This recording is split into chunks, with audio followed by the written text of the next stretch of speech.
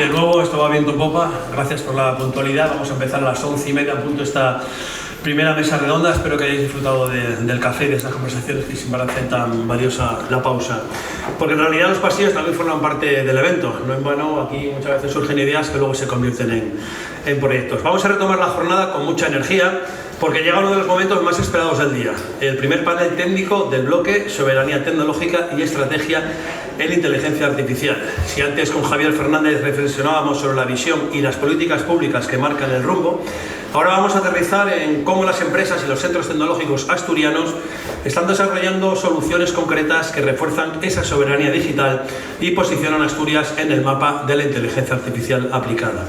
Este panel, que viene a continuación, estará moderado por alguien que conoce muy bien este terreno, un auténtico impulsor de la divulgación sobre ella y fundador de una de las comunidades más activas en este ámbito. Está aquí a mi derecha, a punto de subir. Él es Roberto Fernández, CEO de los de la IA. Y le acompañan, ya les están viendo, 4 ponentes excepcionales referentes en sus campos. Aquí, junto a mí, Álvaro Güelles, jefa de Ciencia de Datos de Merkel; Chus García, director de Economía del Dato de CETIC, Centro Tecnológico; Marco Prieto, director técnico de ASAC; y Mario Hernando, director de Servicios Cloud de Ricoh.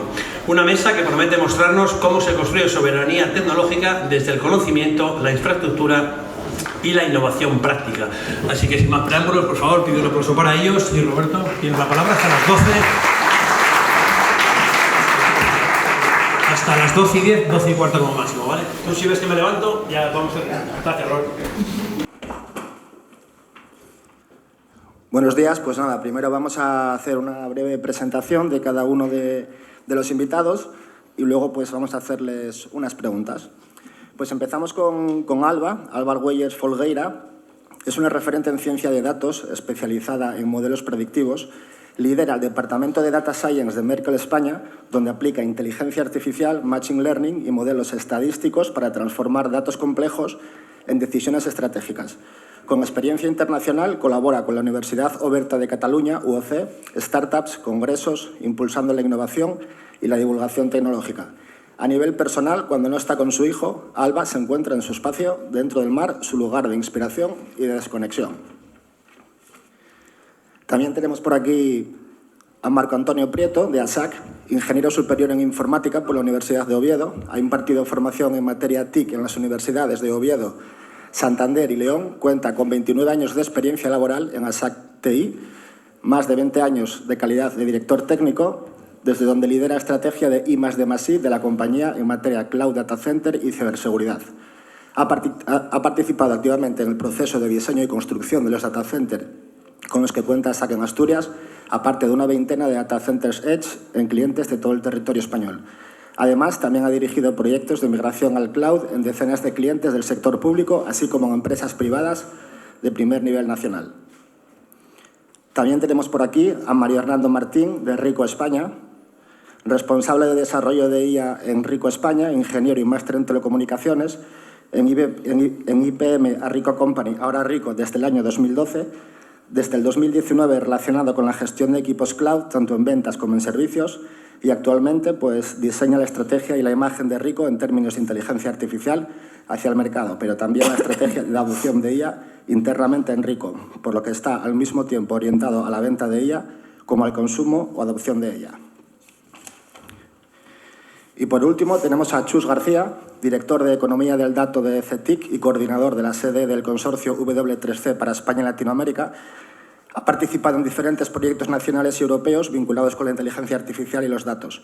Coordina desde CETIC el grupo de trabajo Gaia X de espacios de datos agroalimentario y es miembro del Comité Técnico de Normalización UNE 71SC 43 UNQUOT, Gobierno, Gestión de Datos y Espacios de Datos UNQUOT. Y pues vamos a comenzar con la primera pregunta, que es para Alba. Desde Merkel Gijón trabajáis con datos de inteligencia artificial para grandes marcas. ¿Cómo contribuís a la soberanía tecnológica en Asturias? Hola, buenos días.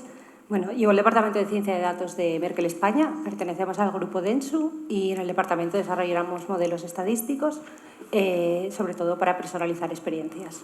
Entonces, lo primero que yo resaltaría es que solemos trabajar con talento local, es decir, hay universidad muy buena en Asturias, la gente viene muy bien preparada y solemos criticar bastante que no se adapta tan rápido como requiere el mercado, Pero si bien es cierto que han sacado varias iniciativas, los microcréditos o el nuevo grado de datos, ya tenemos gente, las primeras generaciones que salieron del grado de datos, y puedo asegurar que vienen muy, muy preparados para el trabajo que realizamos.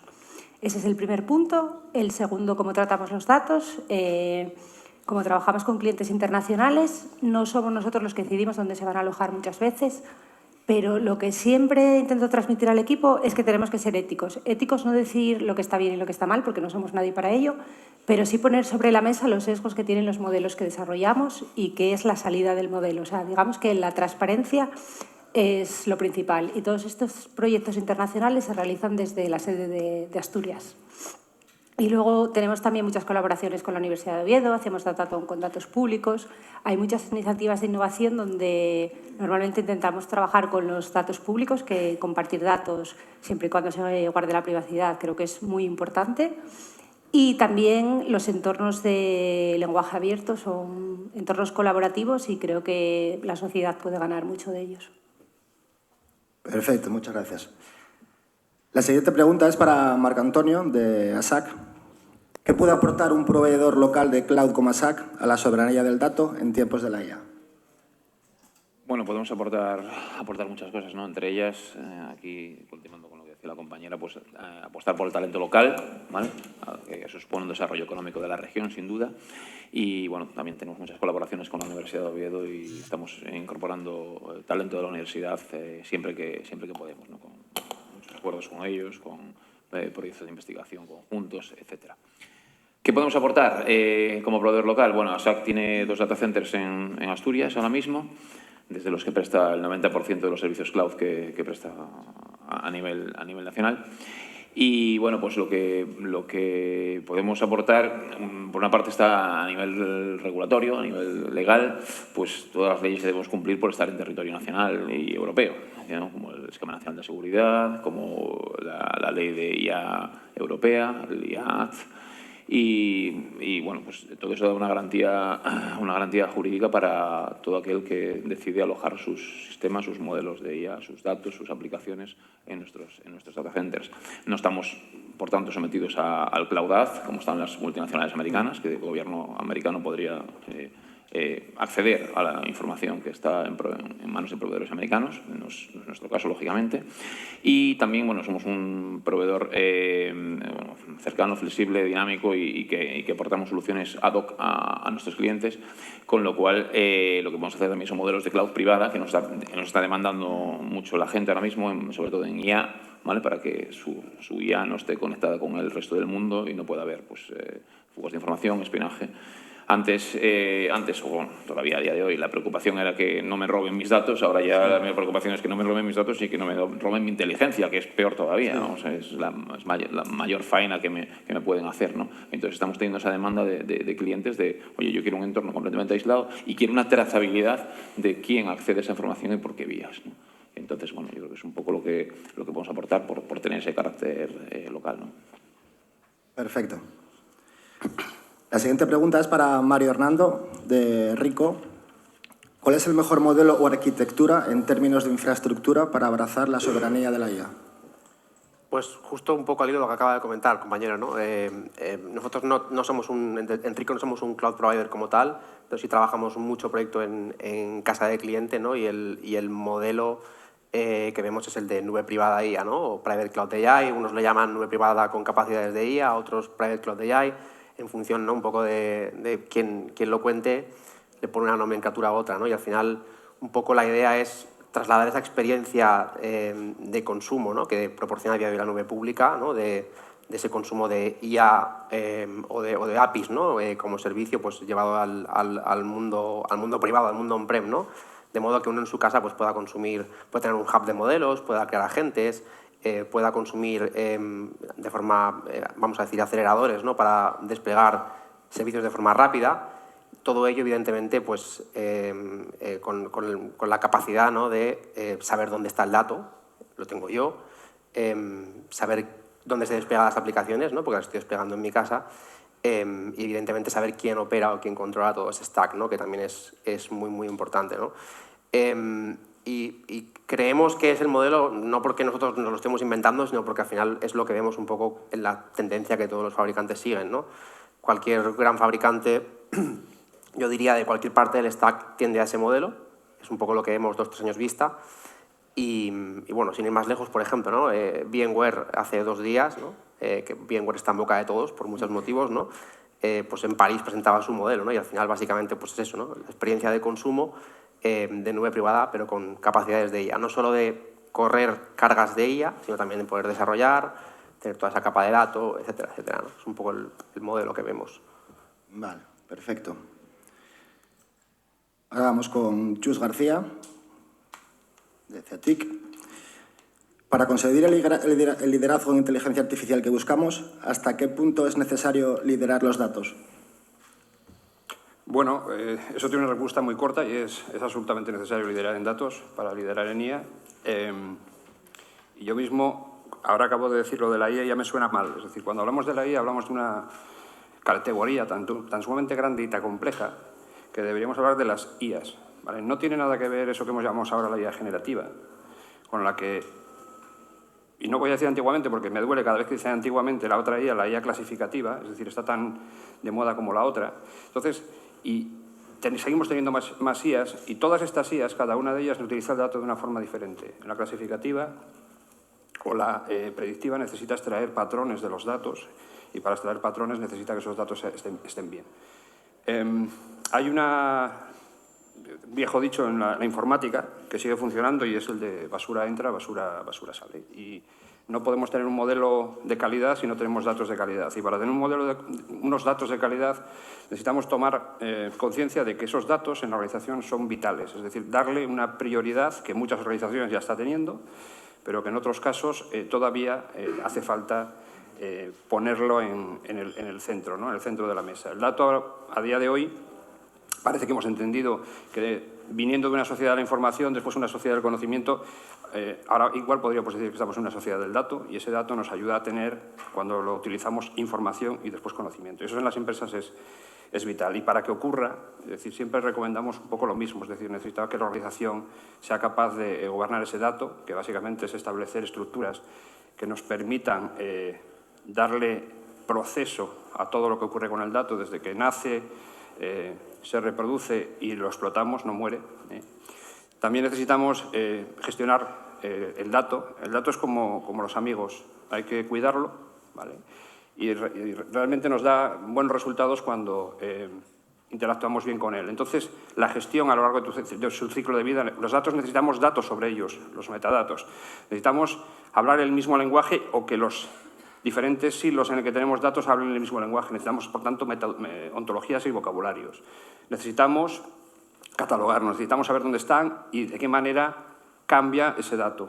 Si además de eso somos capaces de establecer también políticas y gestión de la calidad, es decir, necesitamos obrar para que ese dato no decaiga, no empeore, sino que se mantenga siempre con calidad, que lo tengamos en el momento que necesitamos entrenar esos modelos de IA. Que, por cierto, el entrenamiento de los modelos de IA, yo siempre digo, y es una máxima, que no es cuando hacemos una prueba de concepto y hacemos que un modelo extraiga conocimiento y nos dé un insight a futuro, sino cuando eso lo llevamos a producción. Es decir, necesitamos que los modelos de IA pasen de la POC, de la prueba de concepto del piloto, y se instalen en producción. Es ahí realmente donde las organizaciones y las empresas obtienen valor de esa IA y de ese dato. Y por último, necesitamos medir. La gente de calidad te dice que no hay evolución si no se mide y necesitamos medir. Y si ayer estabais en esa mesa redonda en la que hablamos mucho sobre datos y sobre estandarización y sobre normativa, pues fijaros que esto que acabo de decir es prácticamente el esquema que tenemos actualmente de UNES, en el que de la 77 a la 80 está el gobierno del dato, la gestión del dato, la calidad del dato y la medición. ¿Qué quiere decir esto? Bajo mi humilde punto de vista, y no solo como CETIC, sino como W3C, la estandarización es un bien, nos limita en el mejor de los sentidos de la palabra, es decir, nos hace converger y es la forma que tenemos de conseguir que esos datos terminen en IA, que sea de calidad y que nos den los resultados que queremos. Si además de utilizar todo eso que acabamos de decir para que la propia organización explote sus datos, queremos, porque es otro de los temas que ha salido mucho, hacerlo con otros, es decir, de una forma colaborativa, utilizar nuestros productos de datos para colaborar y confeccionar productos de valor con otros, que es lo que hace un espacio de datos. Entonces todavía tenemos que tener más calidad, si cabe, porque además tenemos que tener cuidado con una cosa obvia, es decir, en esa provisión de datos, en esa compartición de datos, lo que sí tenemos que compartir es aquello que podemos compartir. Tenemos que tener cuestiones relacionadas con la privacidad, si es que tenemos datos personales, pero también con la propiedad intelectual de lo que está ocurriendo y tiene sentido en esos datos, ¿no? Por lo tanto, hay que anonimizar, pseudonimizar, limar aquello que para la organización es vital y que a lo mejor no es lo que necesitamos que sea compartido en el espacio de datos. Así que, básicamente, sí, es decir, no va a haber IA de calidad, sobre todo si estamos hablando de la predictiva, si no tenemos datos y un proceso de calidad. Perfecto, Chus, muchas gracias. Volvemos con Alba de Merkel, con la segunda pregunta. Desde tu experiencia en la Universidad de Cataluña, ¿cómo puede la universidad apoyar el desarrollo tecnológico en Asturias? Bueno, llevo años trabajando, colaborando con la Universidad a Distancia de Cataluña. Como es una universidad a distancia, está muy digitalizada. Han introducido un montón de novedades con el boom de la IA generativa. Y luego también llevo TFMs, que son los trabajos fin de máster. Y aquí vuelvo otra vez a la importancia de los datos abiertos, porque hay muchos profesores que cierran sus trabajos, ¿no?, para dirigirlos. Yo lo dejo abierto para que el alumno elija lo que quiera hacer. Y la mayoría de las veces el alumno suele elegir datos abiertos. Algunas veces han sido datos abiertos de Asturias. Y los proyectos que realizan son muy interesantes. Entonces, yo creo que hay un gran potencial en las colaboraciones, datos abiertos, universidades, administraciones. Y, por ejemplo, ahora no con la OC, sino con la Universidad de Oviedo, desde Merkel hacemos un montón de iniciativas, tanto acoger becarios, cursos, como el Datathon. El Datathon, no sé si lo conocéis, es un evento que se realiza. Bueno, también tenemos una cátedra con la universidad. Es un evento donde les mostramos un conjunto de datos a los participantes, que suelen ser estudiantes, o bueno, está la inscripción abierta, y les ponemos un reto para solucionar los datos. Y yo me doy cuenta de cómo la gente más joven ya entiende lo que es el dato, lo que es el valor del dato y lo que puede llegar a hacer.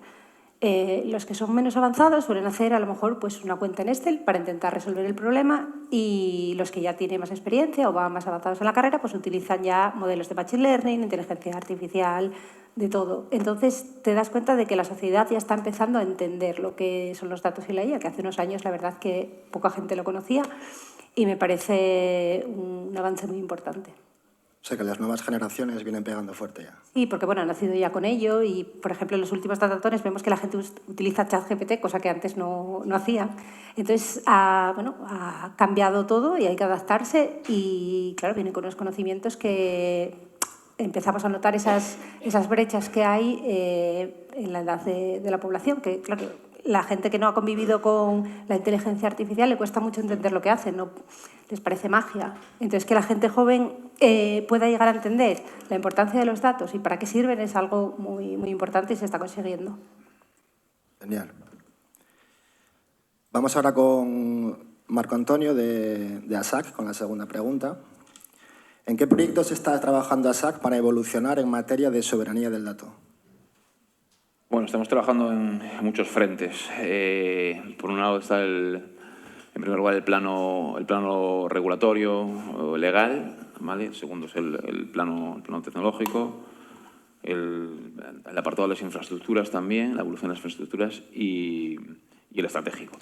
Entonces, en el plano legal, regulatorio, lo que estamos haciendo es constante y continua vigilancia de las nuevas regulaciones que van apareciendo, ¿vale?, en materia de datos, en materia de IA, las regulaciones nacionales, europeas, internacionales, y vamos adoptando todas esas regulaciones, pues certificándonos en procesos de certificación si existen, como certificaciones ISO, o realizando un cumplimiento de regulaciones que eso, como NS, RGPD, bueno, la ley europea, o sea, de protección de datos, la de IA, todo eso, ¿no? Adaptando todo lo que tenemos que adoptar en nuestras tecnologías e infraestructuras para dar cumplimiento a todos esos requisitos legales y que nuestros clientes pues, tengan un sitio de primer nivel donde alojar todos esos sistemas con total confianza, ¿no? Porque a su vez sus clientes se lo van a exigir, ¿vale? Eso en cuanto al marco regulatorio.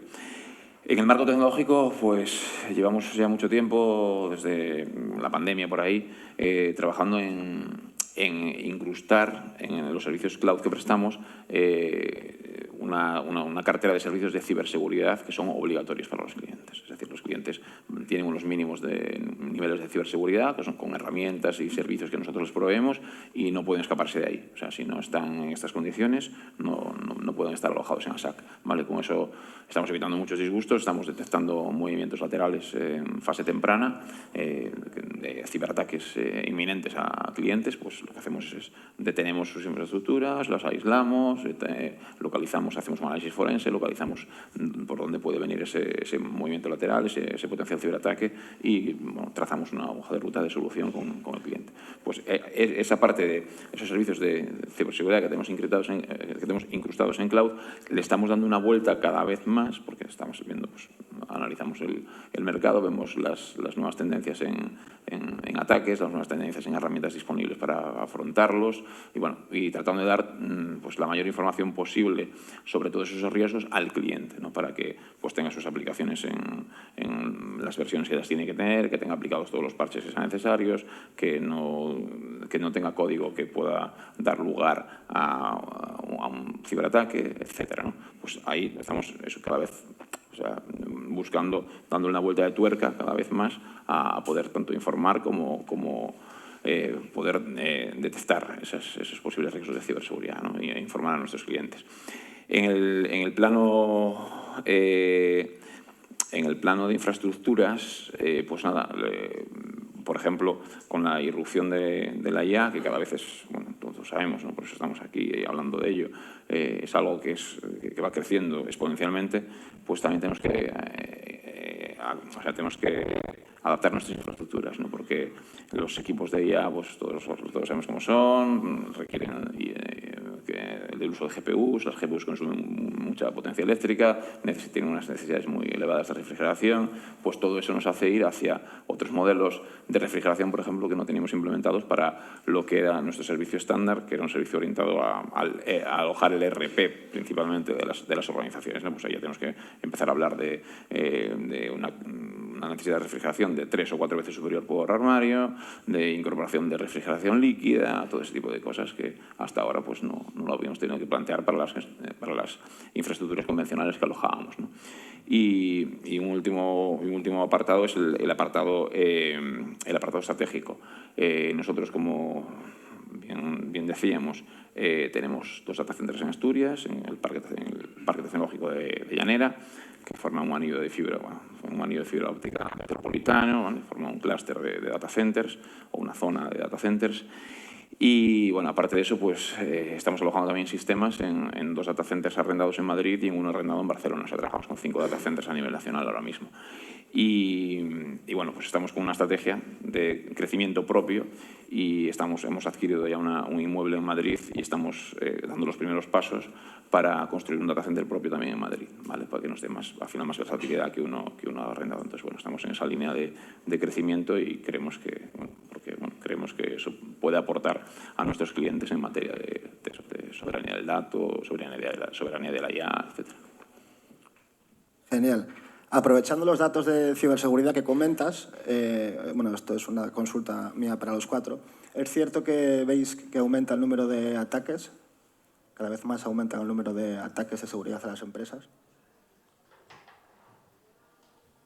No sé, yo eso lo mido por el número de llamadas que tengo de gente que conoces que te dice tengo un problema. Y cuando te dice tienes un problema, dice a nivel de empresa o familiar, dice no, a nivel de empresa. Está ocurriendo mucho y además yo diría, pero eso sois vosotros los expertos, sobre todo Marco, que es el que lo recibe en casa propia, pero bueno, mi teléfono, es decir, mi sensor, que es el de que te llaman, va creciendo en número de llamadas por semana. Es decir, y eso, pues si eso es un IoT, eso querría decir que el sensor determina que está pues, en crecimiento y no sé si esto va para seguir, sigue aumentando, vas a establecer una mesa y vamos a poder seguir un poco más tranquilos. No sé, ahí vosotros... Sí, o sea, en crecimiento está claro, ¿no? Hay épocas y hay momentos, por ejemplo, derivado de la guerra de Rusia-Ucrania, pues los prorrusos han atacado muchísimo a España, han atacado muchísimo a la administración pública, han hecho ataques de DOS, sobre todo, principalmente, ¿vale? Para tumbar los sistemas del transporte, del turismo en España, bueno, cosas de sectores un poco estratégicos. Y después los ciberataques a las empresas, a las pymes o grandes empresas, pues también siguen en alza para extorsionar, al final, ¿no? Sea un secuestro de información, sea un ransomware, o sea ya una filtración de datos, la amenaza de que los publico, todo ese tipo, ¿no? Todo ese tipo de cosas.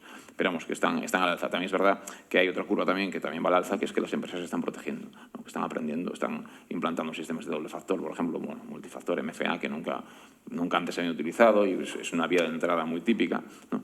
Entonces, bueno, van subiendo ambas cosas. Ciberataques habrá y seguirá habiendo, porque se van sofisticando a medida que los clientes se van protegiendo con ciertas medidas de ciberseguridad que están al alcance de todos y que hay muchas compañías TIC que las están implementando, bien on-prem o bien cloud para los clientes. Pero se van sofisticando. Ahí están las amenazas de la IA para intentar entrar de forma más, o sea, utilizarla de forma maligna para intentar hacer ataques que antes se hacían pues a mano con herramientas a lo mejor un poco más rudimentarias. Ahora ya pones a la IA a funcionar contra un determinado cliente y un determinado objetivo y tiene mucho más poder, lógicamente. Al final es computación, o la computación cuántica, que también está ahí y que sabemos que puede ser, si es utilizada de forma maligna, pues nos puede ayudar muchísimo a penetrar en objetivos que antes era más difícil de penetrar o que a lo mejor llevan muchísimo más tiempo y ahora lo puedes hacer en cuestión de minutos. Entonces esos riesgos, pues nada, son los que nosotros, al final, nosotros y muchas de esas empresas como nosotros, tenemos que ir mitigando para que nuestros clientes estén de forma segura. Pero vamos, que al alza seguro, porque es un negocio que ya hace años que hay una estadística que es que el dinero que mueve la ciberdelincuencia es mayor que el que mueve la droga a nivel mundial. Entonces, claro, es un negocio mucho más fácil y sin riesgos. En la droga al final tienes que trasladarla de forma física y hay un riesgo de que te cojan y acabes en la cárcel. En la parte de ciberseguridad es mucho más difícil porque la gente suele atacar desde países en los que no hay ninguna regulación, ningún convenio ni nada. Entonces es mucho más fácil hacerlo detrás de un ordenador, desde la dark web, ahí escondido y sacar un rédito económico rápido y sencillo. Sí. Perfecto. Vamos con la segunda pregunta, Mario de Rico.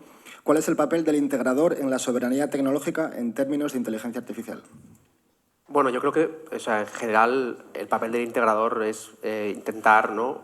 No digo garantizar el éxito de los proyectos de adopción o pase a producción de inteligencia artificial, pero sí incrementar, ¿no? El porcentaje de éxito de ellos, ¿no? O sea, sale últimamente mucho, lo habréis escuchado mucho, ¿no? El famoso estudio este del MIT, el proyecto Nanda, ¿no? Que habla del... Bueno, el titular, ¿no? El titular que se ve por ahí siempre es el 95% de los proyectos de inteligencia artificial fallan o no llegan a obtener un retorno a la inversión, ¿no? Que uno realmente cuando luego se lee el estudio lo acota a proyectos en procesos específicos dentro de las compañías, no tanto a, por ejemplo, pues, IA para la productividad personal, ¿no? Queda fuera de ese campo, ¿no? Pero uno de los puntos interesantes que se extrae de ese estudio, ¿no? Es que el porcentaje de éxito de esos proyectos se multiplica por 2 en el momento en que involucras a un integrador o un vendor específicamente dentro del proyecto, no solo como alguien que implanta, sino como alguien que implanta y que además se involucra, ¿no? En tus procesos de negocio para desarrollar esos proyectos, ¿no? Con lo cual yo creo que el papel del integrador al final es intentar ir un poco hacia ese éxito, ¿no? Y sobre todo si vemos casos particulares, ¿no? Nosotros en muchos de los clientes con los que trabajamos vemos que estamos en una etapa muy de POC, muy de prueba de concepto, muy de MVP, ¿no? Muy de cloud pública también. O sea, muchos de ellos, salvo en sectores regulados, hospitales, etcétera, tienden a probar sus proyectos en nube, proyectos que luego, pues ya sea porque crezcan los proyectos en sí o porque se multipliquen el número de proyectos, pues terminarán muchos de ellos en on-prem. Entonces, bueno, ese camino de crear una POC, crear un MVP, hacer que funcione, hacer que brille, es relativamente sencillo, ¿no? Parte uno desde un folio en blanco, entre comillas, ¿no? Desde también a nivel de datos, pero en el momento en que eso trata de ser productivo, se convierte en algo que, pues por lo que comentábamos, ¿no? Y por temas de datos, no sé, de repente tienes distintas fuentes de datos que no están de algún modo preparados, ¿no? para pasar ese MVP a producción. Bueno, pues lo que digo es que al final ese camino de POC a aplicación productiva, o ese viaje incluso de aplicación que nace en nube y que termina en esa IA privada, en ese entorno de nube privada de IA, no es un camino de migración, muchas veces es un camino de reconvertir una aplicación, refactorizar una aplicación, etcétera, etcétera.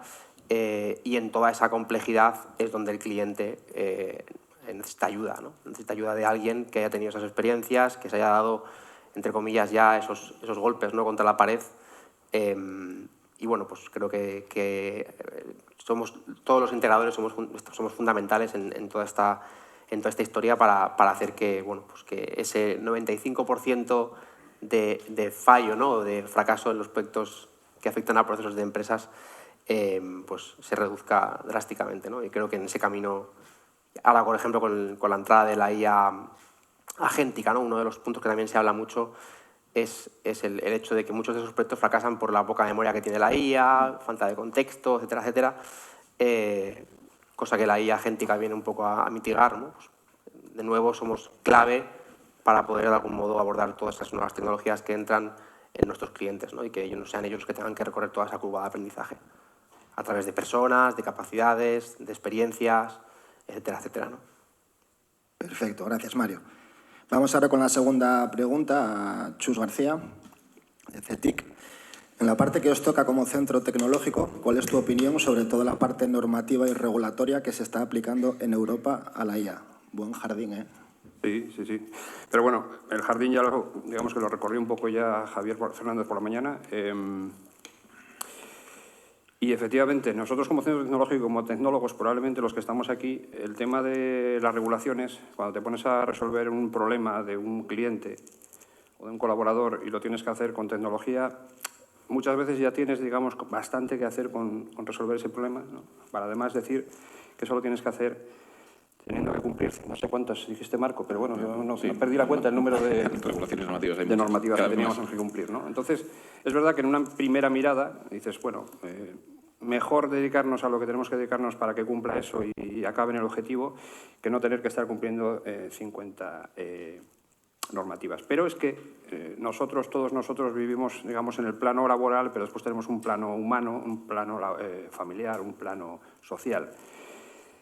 Y es verdad que cuando te das cuenta que tienes tecnologías con la potencia y la fuerza que tiene la inteligencia artificial, las inteligencias artificiales, todas y cada una de ellas, a lo mejor tenemos que empezar a entender que necesitamos hacer algo. Es decir, que necesitamos valorar cómo esto tiene que ser utilizado para las cosas buenas, que las tiene y muchas, y minimizar aquellas malas que existen y tienen que ser, digamos, reducidas. Entonces, al final voy a estar de acuerdo con Javier, efectivamente.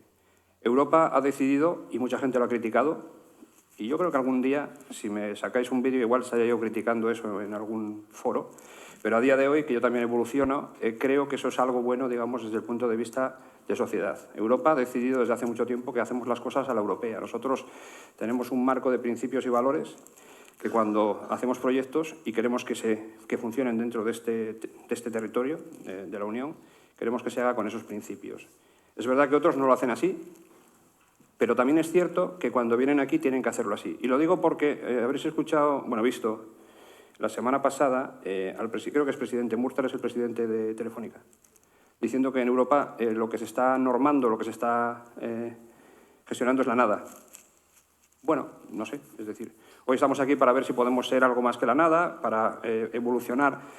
Existe IA en Europa, es verdad que no es comparable a la IA que se hace en otros países, pero también es verdad que la inversión que hemos utilizado y que hemos aplicado nosotros en Europa dista mucho de la que utilizan otros países como China o América. Por lo tanto, es decir, yo una vez sacado unas cifras, tomarlas en el grado, digamos, más amplio porque tengo la memoria de pez, pero más o menos si... Estos eran datos que había sacado Harvard, me parece que era, de inversión en tecnología, y América gastaba 143, China gastaba 90 y pico, y la suma de los que más gastan, que son Alemania y Francia, llegaba a 17.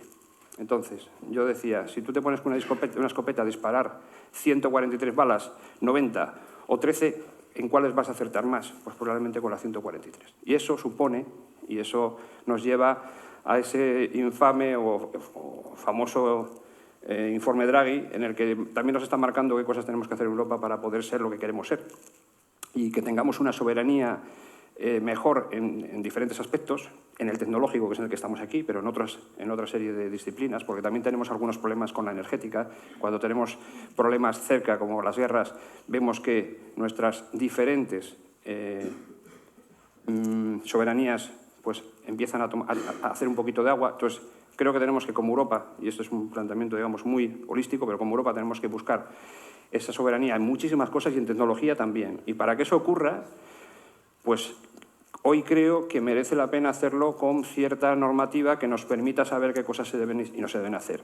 Y por eso digo que es un buen jardín, también para los tecnólogos, pero yo defendería que esto en algún momento nos va a venir bien el tener esa normativa, aunque nos cueste, es decir, aunque nos cueste trabajo aplicarla. Y por cierto, antes de que se me olvide, Alba me recordó una cosa, pequeño publireportaje, hablando de hackatones. Tenemos uno la semana que viene, aquí en la universidad, sobre IA y eficiencia energética, porque tenemos un proyecto europeo que se llama Moderate, así que, queda dicho, estáis invitados e invitadas, si queréis participar. El jueves 24 en la universidad. Ya está. ¿Quieres decir la página web o algo para que coja más información? No, porque no me acuerdo. Bueno. Si no, lo diría. Si no, lo diría. Pues lo buscamos. Nada, pues no sé si alguien del público queréis hacer alguna pregunta, aprovechando estos titanes de la tecnología. ¿Nadie? Bueno, como queda tiempo, aprovecho y hago yo una propia.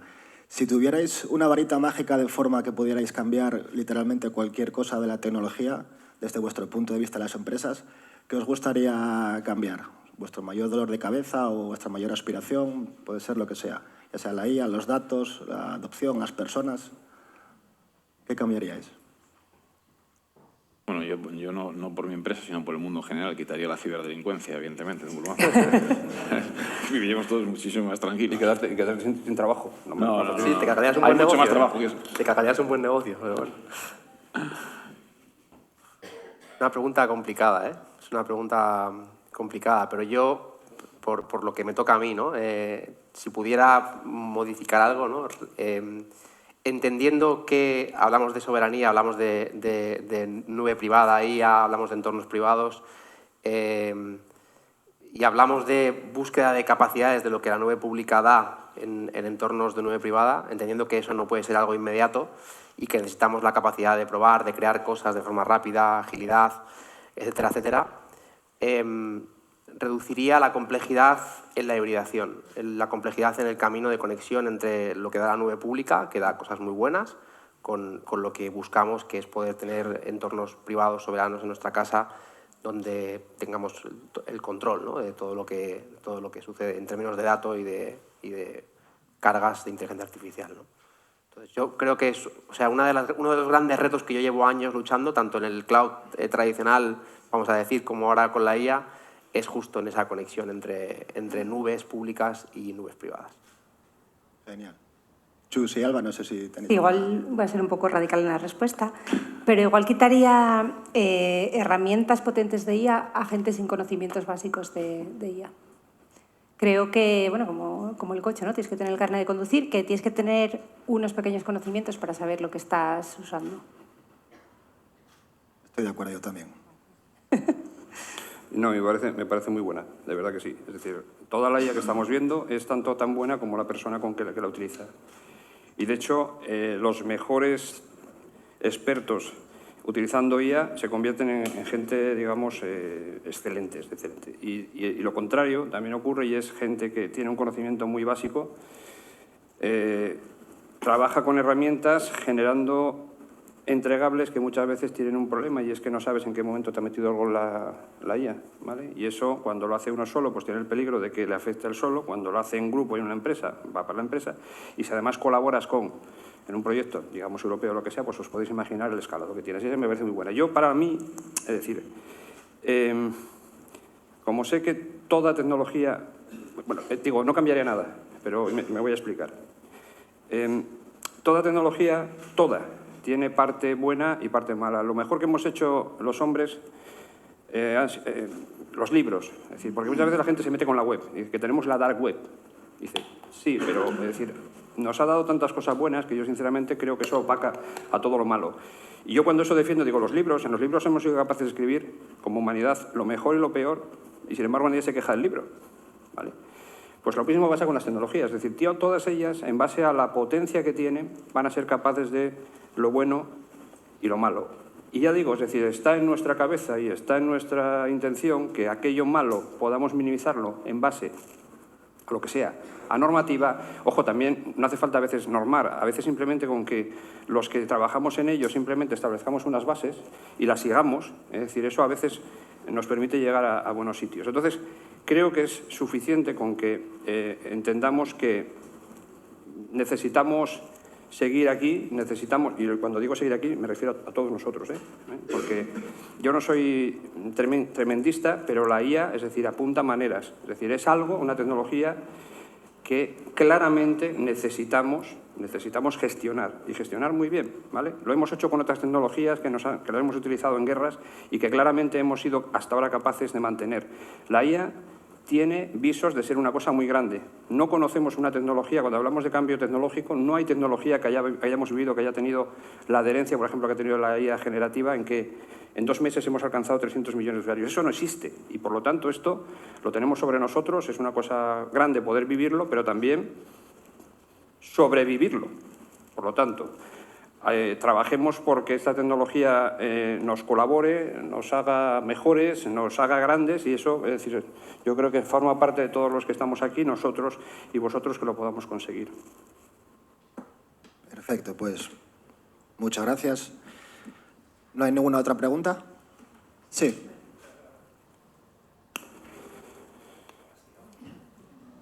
Nos quedan 4 minutos, forzando. Muy bien. Vale, pues la verdad es que esta bola extra que planteaste es un poco lo que yo echaba de menos, porque en toda la intervención se hablaba mucho de la soberanía del dato, ¿no? De como esa gasolina que queda en la máquina, pero tenía la sensación de que no se cuestionaba quién estaba al volante. Fue ahora en la bola extra cuando dijisteis, ¿no? en tu intervención, ¿no? Decías, pues que pondría el carné de conducir de la IA, ¿no? Entonces, la soberanía que hablamos, y ¿no os planteáis la soberanía sobre el know-how de la empresa, la soberanía sobre la toma de decisiones? ¿Qué pasa? ¿Que ahora metemos la IA y nos vamos a fiar ciegamente de lo que diga? Es lo que echaba de menos un poco en vuestras intervenciones. No sé si alguien quiere hacer alguna... Sí, estoy totalmente de acuerdo que hay que tener mente crítica. Es lo que yo creo que hay que fomentar ahora a la gente joven, mente crítica, porque no nos vamos a fiar de todo lo que la IA nos da, y menos cuando tenemos menos conocimientos a lo mejor técnicos. Entonces hay que cuestionarse muchas cosas, claro que sí. Pero también hacia atrás, porque hemos vivido mucho tiempo los sistemas de BI, y los BI no tenían por qué tener ya inteligencias artificiales del tipo que sea, y sin embargo, es decir, hay gente que se la creía, hay gente que seguía funcionando en base a su conocimiento del negocio y de lo que sea, y colaboraba, es decir, ese BI junto con el conocimiento de negocio que tiene. Efectivamente, tú esto, es decir, normalmente lo que te da son conocimientos sobre lo que está... los insights que aparecen dentro de esos datos y cómo los extraes, pero lo que realmente tiene que tomar la decisión es la empresa, la persona, la sociedad.